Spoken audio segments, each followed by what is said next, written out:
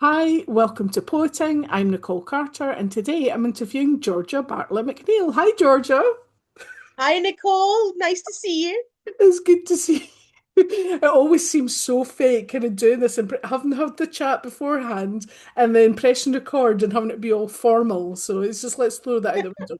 So yes, so let's just get into it. So if you could tell us a wee bit about yourself, please. So, my name is Georgia Bartlett-McNeil. I am a poet and spoken word artist living in Musselburgh. I've been writing for about 20 years, long time, I'm getting old, and performing for it'll be 12 years in October. Cool. Wow. My goodness. I didn't realize you'd been writing for 20 odd years. Yeah, I've been writing since I was about 11 or 12 in high school, getting influenced by Wilfred Owen and John Betjeman and all those great war poets and applying them to the travesties of an adolescent teenage girl. We got Norman McCaig, who I still love, and I can still, for revising for higher English for the second time in 1993, I revised Basking Shark by Norman McCaig, and I can still remember it. I It's remember lots of bits of In Westminster Abbey by John Betjeman. That was one of my ones that I had to remember from my higher English. cool, cool. Yeah. Right, okay, so let's hear some poetry, please, Georgia. No worries. The first one I'm going to do is called "If Persephone Had Been Ugly." I've come into a lot of love for Greek myths recently, based on the Mythos series of books by Stephen Fry. A great Hmm, listen if you yeah. listen to the audiobook. And so I've been thinking about reimaginings of Greek myths. So this one is "If Persephone Had Been Ugly." If Persephone had been ugly, they would never have looked for her. They would have asked why she was picking narcissus flowers as if that was not enough of a cautionary tale. They would have asked why she was picking flowers at all. What of herself could she see in them? They would have said flowers are a gift no one should give themselves, that it shows arrogance and self conceit.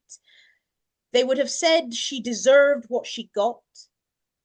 They would have said nothing to those who were with her, those beautiful oceanids, those gorgeous goddesses long revered by man and myth, who were picking those same flowers, those who chose to run rather than be run down. They would have said nothing except perhaps maybe next time you might be so lucky. What are you doing wrong that he picked the ugly one? A dull skinned pomegranate, deep red, turned pale, turned brown, too soft not to break when touched. Even gods can be human. Wise Athena, revered Artemis, how sensible it is to make rule of yourselves to never be touched by mortal or immortal man alike. They would have said if Persephone had an ounce of their sense, maybe this would not have happened. They would have said she should be flattered, that someone should want her enough to break the earth in half to take her. If Persephone had been ugly, it would have been called a kindness and not a tragedy. They would have let the underworld bury her. They would have congratulated Hades on his bride, his prize, taken in conquest, in obsession, not love. They would have told Demeter she should be honored. They would have told Zeus he did well to agree to the match. They would have said nothing as Demeter fell to her knees, as she wept a dead sea at Zeus's feet, screamed an eternity for her daughter, her Persephone, her precious spring. They would have watched the world burn and starve and freeze, and then blamed Demeter for doing nothing. Wow, nice. It's your delivery. It's bang on. I just, you just have to listen. I love it. I love it when you perform. And Well, thank you. see when you're at a gig and you perform, it's like totally you're right there with you. You know. Mm-hmm. I've I always said wish I it's could. I've always said it's a different Georgia that's on the stage versus the one that's off it. It's like my brain transcends to a different place. Like I Mm. just fully it's visceral almost. You can feel it coursing through your entire body, you know. Mm. I wish I could do that. I'm like some sort of 2x4 plank, you know? Oh So no, put it don't on you dare do stage. yourself such a disservice, a 2x4 plank. Absolutely not. Absolutely not. Oh, thank you. Thank you very much. So, we've got time for a short one, if you've got any short ones. Let me see. I'll maybe go to the phone to check a short one. Let's have a look. Okay, we'll do one for my granddad. So April just gone was National Poetry Writing Month. So I am the sort of masochist that will write a poem every day of the month of April because now it's become such a habit. So this one is called Formations. I do not know what rock the waters of life carved me out of with his thunderous and unforgiving hands. I do not know if I am what was intended, or if it is happy or unhappy circumstance, a chance happening. If I had to guess, I would maybe say metamorphic, because of course I have changed. I have become from what I once was. Layer on layer, dark veins spreading through stark marble. I hold pieces of the past for those who care to take the time to look. I am not always sure if there is anything worth finding beneath that surface, but there is that saying about one man's trash and another's treasure. I cannot measure myself against Everest. I cannot measure myself against the Grand Canyon. I am a work in progress, an eventual angel emerging from the marble, or a fossil brushed from the embrace of shale. My tale is unfinished. I do not know what is planned.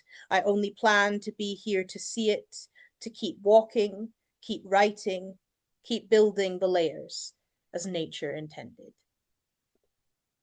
Beautiful. Thank you.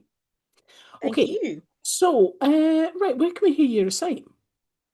So I can most frequently be found at Drafted, which is an open mic at the Canonsgate pub in Edinburgh, the last Wednesday of every month, run by Lloyd Robinson, Dean Sang, and Beth Rose. I have been known to frequent the Loud Poets open mic as well, the second and last Monday of every month at the Scottish Storytelling Centre in the upstairs in the Haggis Box. I am performing with Loud Poets as part of their showcase series on Friday, the 3rd of July, up in Aberdeen at the Lemon Tree. That's going to be absolutely stellar. And otherwise, you'll find my work on YouTube. You will find some very old things on SoundCloud, and you can find me on Instagram. Wow. Hey. Right, okay. So, where can we buy your work? You can buy my work directly from me if you reach out on either my Instagram, which is the glycoprotein. I'm sure you'll be able to link to that, Nicole, or my Facebook at GBM Poetry. I do have my pamphlet Heritage, which I self-published in October of 2023. It is an examination of my relationship with my femininity, my race, and the stories of the women in my family, which was a real passion project and a great thing to write for my first physical piece of work. I've got a copy of that actually. I think, no, did I get it for you when Lloyd and Paul Case?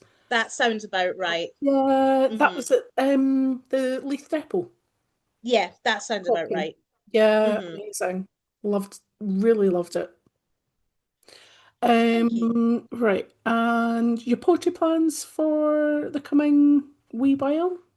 Well, I've got two, I suppose actually I've got three big projects in the work. So the poem I shared there, If Persephone Was Ugly, is part of a larger collection of things I'm working that's reimaginings of Greek myths, especially with regards to the female gods, if the narrative was flipped, because I think that's something that's really quite interesting. And I am working on a couple of projects, one of which is looking at grief following the loss of my grandfather. And then there is another kind of project that I'm working on as well that's looking at a relationship that I had and my development of my own personal growth and just trying to lend a narrative structure to poetry that I've written throughout the course of that relationship and now being out of it. So there's a lot of fingers in a lot of pots, which is not atypical for me in the slightest. I get very bored easily, so I flip between project to project like a bee to a flower. And you've mentioned your socials. Do you want to just mention them again, please? Yeah, of course. So on YouTube and Facebook, I am at GBM Poetry. And then on Instagram, I am the glycoprotein. I realize that's a very inconvenient username to have, but it goes back a long way, and I'm not changing it now. But it stands out, it's like it's not, it wouldn't be what you'd automatically think as a poetry kind of like like name, Hmm. so it really Yeah. stands out. It's memorable. Hmm. Okie dokie, fantastic. Thank you so much. And I will chat to you if I can find stop record. Thank you so much, Nicole. Thank you, Georgia. It's been a pleasure, and I'll chat to you in a few seconds. Bye, folks. Thank you. Bye.